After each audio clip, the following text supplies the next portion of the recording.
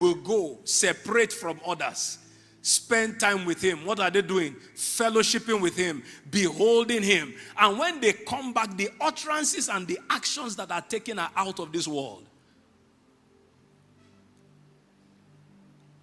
Boldness by intimacy.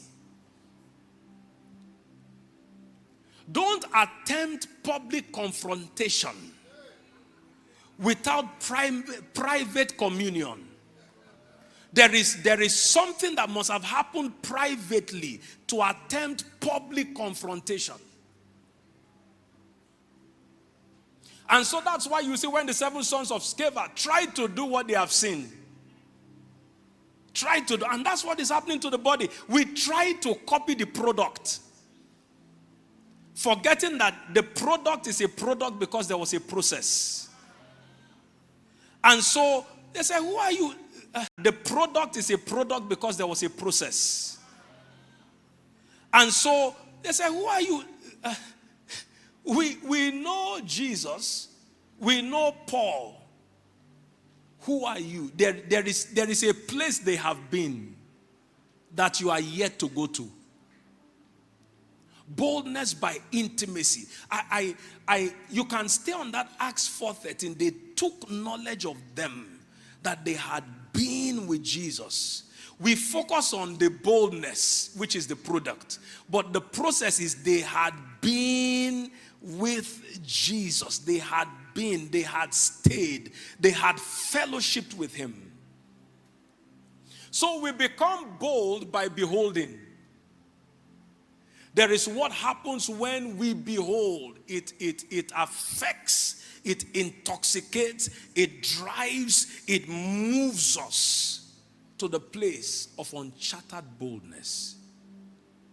The whole world is waiting not for the explanation, but for the manifestation of the sons of God. Not for us just saying things. They want to see us doing it.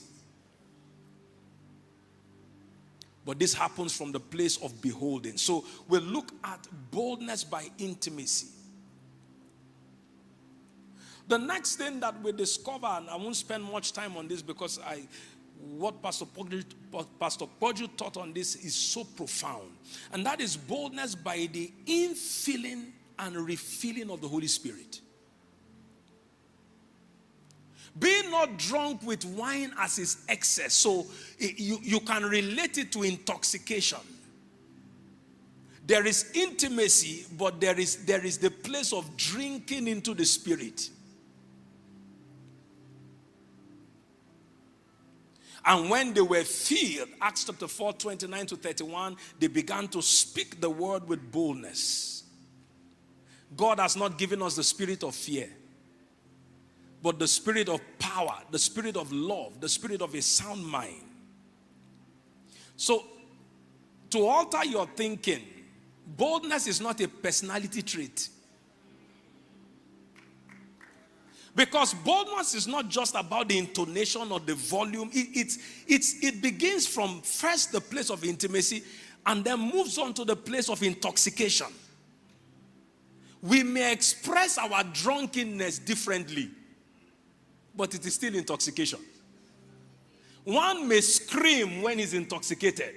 Another may just take moves when he's intoxicated. Another one will attempt things that they cannot attempt. That means there is an influence that takes you out of the natural order of doing things. So don't try to copy what you call boldness in another person. First, it is an intoxication. If you take it to the volume to which they take and the strength to which they take, the display may differ, but the result is the same. I don't know if this is making sense to somebody. All right. So a generation that attempts to replicate and duplicate personality traits is missing this DNA. Be who you are, but be drunk. Be who you are, but be intoxicated. Okay? Now, this is very important. Number 3 is boldness by revelation. what do you know about God? What do you know about his ability? What have you discovered about the God you serve?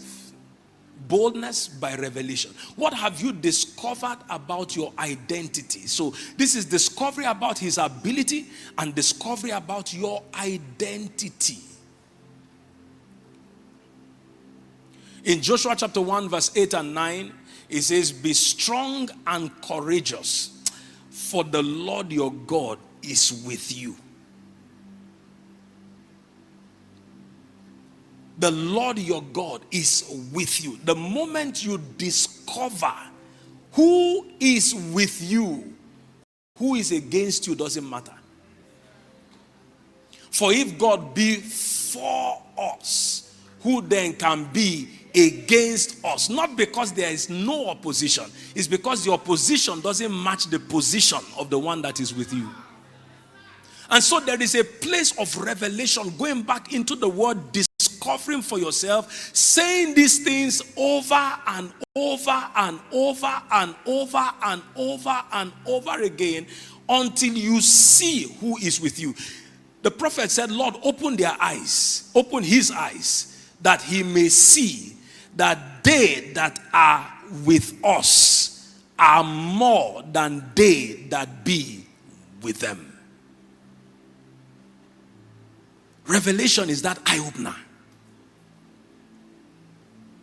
If you know your company, led by the Lord of hosts, there is what that revelation does to you. And then by the time you discover that, look, you are on assignment. You are on assignment. There is what it infuses you with. The moment you know God is with you, fear loses its grip. The moment you know what you are doing is commanded of him, you know he who began the work will perfect it, will complete it. I would tell people sometime that, look, what will you do if you knew you could not fail? What will you attempt if you knew it will work? And if you are not doing it now, it's because you lack boldness. Just imagine that you have a guarantee from heaven that anything you have ever desired is deliverable and will be delivered. What will you be doing now? So it means that what we are struggling with many times with the subject of boldness is a revelation issue. There is what you know. Moses knew that from what God said, tell them to go forward. The one who said, go forward. The one who instructed me to tell a generation to go forward cannot kill us. There was what he knew. So while we look at Moses and think, oh, Moses must have been a man who screamed and a man who shouted and a man who did a lot of acrobatics, that may not be the case. There is a dimension I can't talk about. It's quiet boldness. Guys, let's go. And the one who is saying let's go is leading the charge. And as you are seeing that he's walking, the sea is opening. You will follow.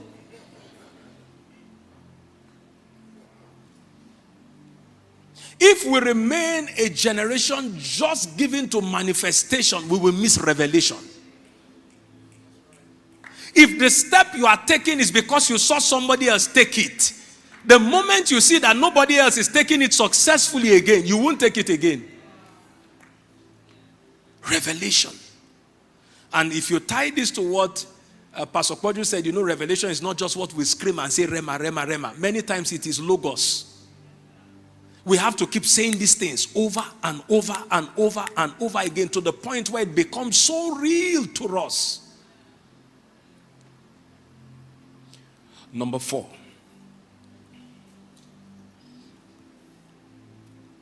Now we are going to some very important things. Boldness by exercise. Boldness has the capacity to grow by reason of use. just like faith grows, boldness, that is the DNA of faith, also grows. Joshua chapter 1 verse 6 and 7.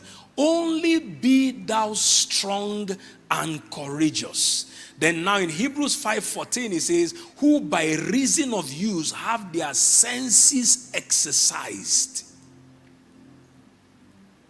Start from the little things you call little now that he's telling you to do, and take a step. One of the things I believe God has sent me to do here in this conference, one of those things he has sent me here to do, is to crush your comfort zone.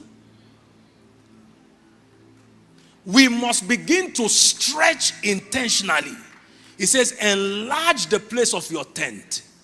Let them stretch forth. Thou will break forth on the right hand and on the left hand. Listen to me. One of the things that God began to deal with me with very, very strongly the past 5 years is that comfort is modern day slavery. One of the things that the enemy will do to a generation or to the body or to a person is make you so comfortable. And what he has done when he makes you so comfortable is he imprisons you.